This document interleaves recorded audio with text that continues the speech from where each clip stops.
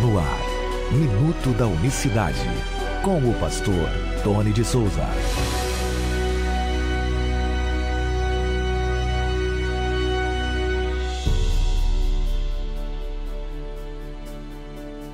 Olá, queridos, graça e paz da parte do nosso grande Deus e Salvador Jesus Cristo. Deus abençoe a todos de maneira rica e poderosa. Hoje é sexta-feira, 9 de agosto de 2024. Até aqui nos ajudou o Senhor. Sejam todos muito bem-vindos. Você pode apoiar este ministério ajudando a gente. Na descrição desse vídeo tem a forma como você apoia o Minuto da Unicidade.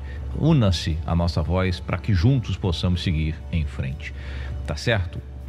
Muitos desafios nós temos enfrentado, mas, como diz João, o maior é o que está conosco do que o que está no mundo. Eu tenho participado de debates, inclusive dia 15 agora de agosto, eu fui convidado para participar de um programa no canal da HIT TV, da Igreja da Graça de Deus, na HIT, no programa Vejam Só, apresentado pelo Zeca, gente muito boa. Você não pode perder, dia 15, às 11 horas da noite, logo depois do jornal da HIT, tá bom? Dia 15, semana que vem, né? Semana que vem. E já fui também no César Cavalcante, na Rádio Musical FM de São Paulo, na Avenida Paulista. Para quem eu mando um abraço, pro César, pra produtora lá, gente muito boa. E para todos, né? Eu, juntamente, eu também já esteve por lá, o Michael Knight, um amigo, evangelista Michael Knight, lá de Goiás, quer dizer, saiu de Goiás para ir lá participar desse debate. Foi um debate também muito bom com o Michael Knight. Aliás, o Michael Knight saiu até melhor que eu no debate, né? Ficou mais tranquilo, mais calmo. Realmente eu vou para aproveitar a oportunidade, como eu digo sempre, de falar do nome, falar da doutrina. Meu negócio é esse, não vou lá para arrumar briga não, se bem que já tive lá 3 vezes e já arrumei uma briga lá com o Joaquim Andrade, porque estava ofendendo muito a gente. Mas você que talvez está ouvindo aí o programa na Rádio Betel, ainda não viu o programa do Michael Knight, bota lá César Cavalcante versus Unicista, vai aparecer o meu debate, vai aparecer o do Michael Knight. Eu peguei um trecho aqui do Michael Knight debatendo com César Cavalcante. Eu queria que você ouvisse a tranquilidade do Michael Knight e a sabedoria. Michael Knight conhece muito as escrituras sagradas, muito bom Michael Knight, viu? E ele deu uma resposta, mas muito boa, que é o que eu sempre tenho falado aqui no Minuto da Unicidade.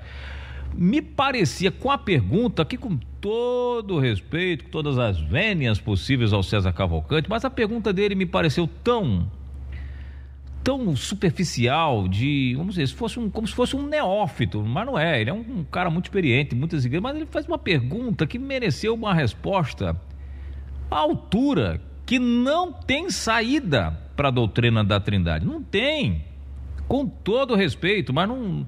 Ele fez uma pergunta e quem já foi lá sabe que ele tem aquela postura, aquele ar de, né, aquele espírito que tenta te colocar num ringue, te encurralar e te massacrar. Então foi pra cima do Michael com aquela, né, daquele jeito. Eu vou evitar usar adjetivos aqui para que ele não venha se sentir ofendido, mas eu acho que a própria resposta do Michael, que juntamente, semelhante ao meu caso, os âncoras estavam a favor do César. Aliás, César está em casa na rádio dele, lá ele está em casa, está na casa dele, né?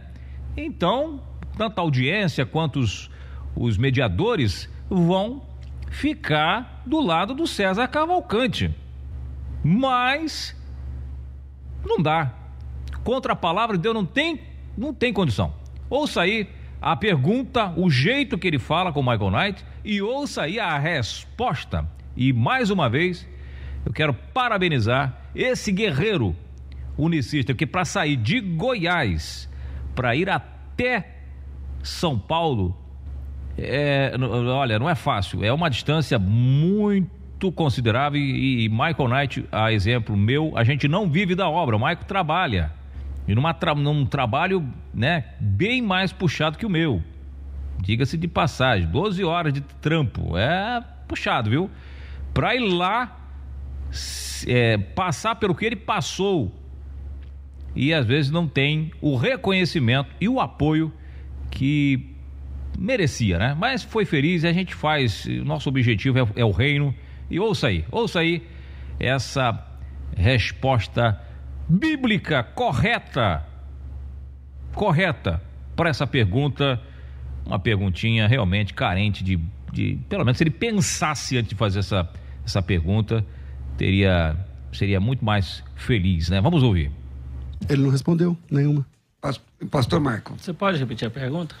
Eu disse assim, que o senhor ficou só na primeira, que eu disse, a primeira não foi bem uma pergunta, foi uma lógica. Eu disse, para ser filho tem que ter pai, para ter pai, ser pai tem que ter filho. Mas eu deixei perguntas como, por exemplo, a vontade do pai e do filho são diferentes, são conflitantes em João 6,38. Palavras de Jesus: eu desci do céu não para fazer a minha própria vontade, mas a vontade daquele que me enviou. Se ele e o pai são a mesma pessoa, então é uma pessoa com dupla personalidade. Por que a vontade dos dois não bate, se são a mesma pessoa? Essa é uma pergunta. E a segunda, a unidade de Jesus é composta conforme ele mesmo disse em João 17:21. O senhor entendeu, pastor? Entendi. Michael, quer dizer, como é que pode a mesma vontade? Não é a mesma vontade, é a mesma pessoa, a mesma vontade. Vamos lá. Eu entendi. E olha que interessante. Isso é muito interessante o que o pastor César acabou de falar. Porque, veja bem, na doutrina da Trindade são coiguais.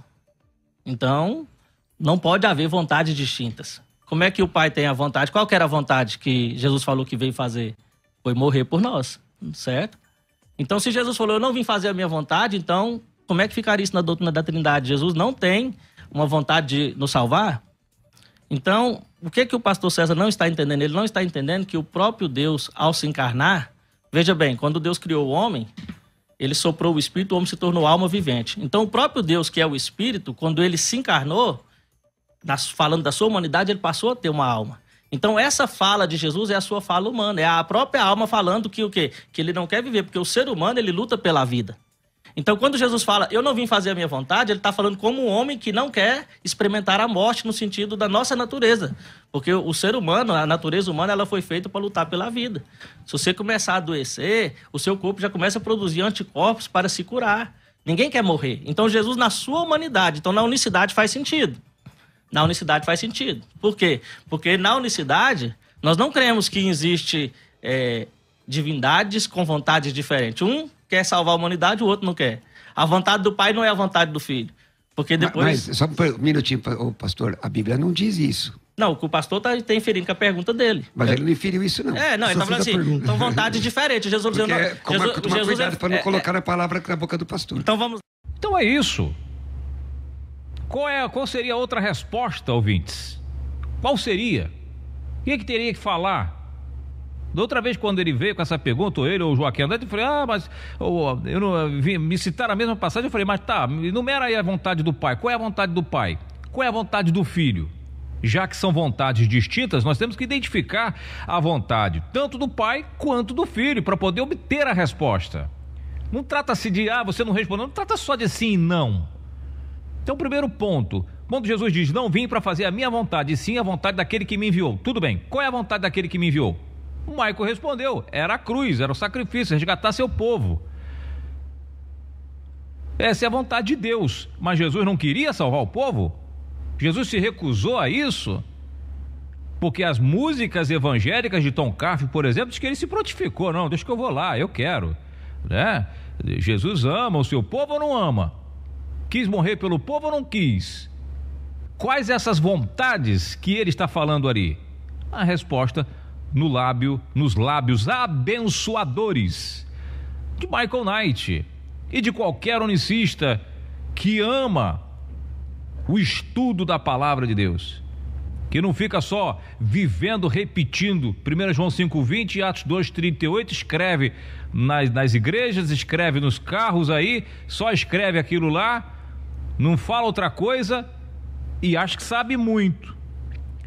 Não. A gente precisa seguir em frente.